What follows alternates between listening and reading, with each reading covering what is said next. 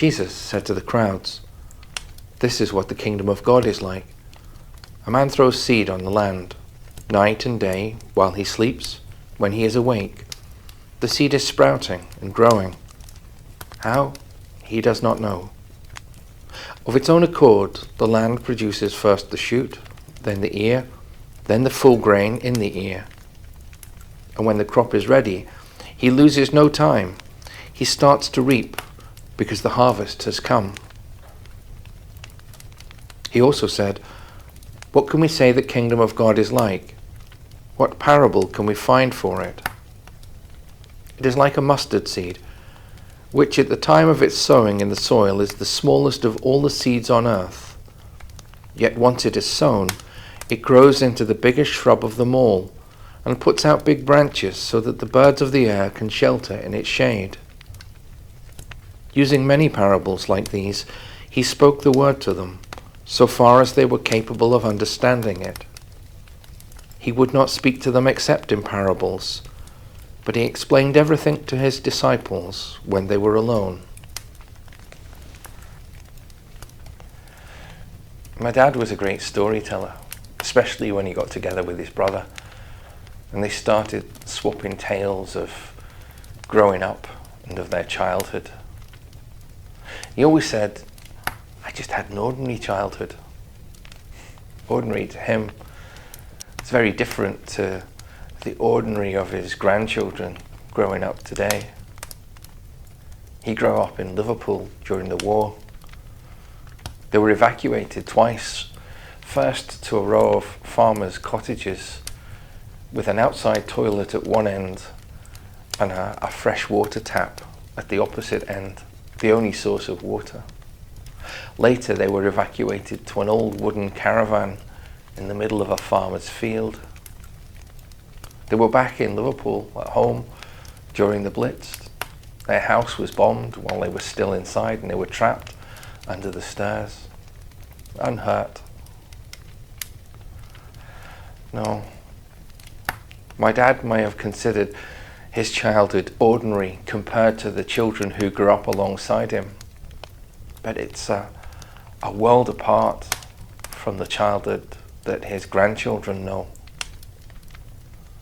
He had lots of other stories too, especially about his time during his national service in the army, the things he got up to, others got up to too. And I didn't want his stories to be lost. I'd often tried to get him to write them down, but he wasn't really interested. I even offered to record them on tape once, but that didn't appeal to him either. Eventually, I won him round by using an old video recorder, a video camera. I just asked him to tell me the stories and forget the camera was there. I thought maybe we'd get half an hour of some of the best stories.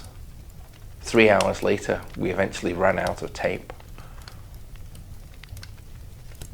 We'd only just scratched the surface. How to decide what stories to put in and which ones to leave out. I'm glad it was my dad's decision, not mine. Occasionally when he talked, I'd prompt him for one of my favourite stories, ask him a question that led to one of them. But mostly, I just let my dad decide what stories he would like to record for his grandchildren, and maybe one day his great-grandchildren too. Must have been a hard decision for him. Mark must have faced something similar when he began to write his gospel. Of all the stories he'd heard about Jesus, which ones to include and which ones to leave out? My dad didn't tell us very much about things that we have in common. Doesn't talk much about the ordinary of life today, things that we would still consider as ordinary. It was things that were different things that stood out, things that he thought people would be interested to hear. And similarly with Mark. Mark didn't record everything in his gospel. And he didn't just pick and choose the bits that he liked. He chose things with purpose. If he recorded it in his gospel, then he did so because he thought it was important for the people that he imagined would read his gospel.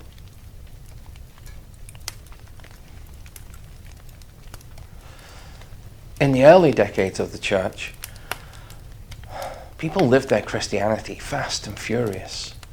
They expected Jesus to return soon and the kingdom to be established. They lived with urgency. They sold property so that they could feed the poor. They shared what they had. They even thought twice of getting married. After all, Jesus was coming. What was the point? By the time Mark began to compile his gospel, people were beginning to wonder. Jesus was taking longer than they'd expected to return. They were beginning to wonder whether he ever would. And, well, they thought the arrival of the Messiah would turn the world upside down. And it did, in a way. Just not the way they expected. There was still corruption and evil all around that they were able to see. The kingdom hadn't wiped it out. The poor were still poor, the rich still rich. They were beginning to have doubts. They were beginning to lose heart. And so when Mark wrote his gospel, one of the purposes, one of the guiding principles in choosing what to include and what to miss out was the effect that the stories he told would have on people. That they would be encouraged to persevere in living their faith, that they wouldn't lose heart. And so when it comes to the gospel that we listen to in the story of the seed growing night and day, Mark retells the parable of Jesus because it talks about the kingdom not being frustrated, that the kingdom will come, but will come in God's time and in God's way. On our part, we are to continue to sow the seeds and to welcome the kingdom, to embrace the kingdom wherever and however we encounter it. And yet, Mark compiled his gospel and Jesus told his parables for the people of their day. But the gospel speaks to us too. We too need words of encouragement. And the gospel seeks to do that, to encourage us to play our part in the building up of God's kingdom, to continue to sow the seeds of that kingdom through our acts of kindness and generosity and love, and to look for the signs of the kingdom and welcome them wherever we find them.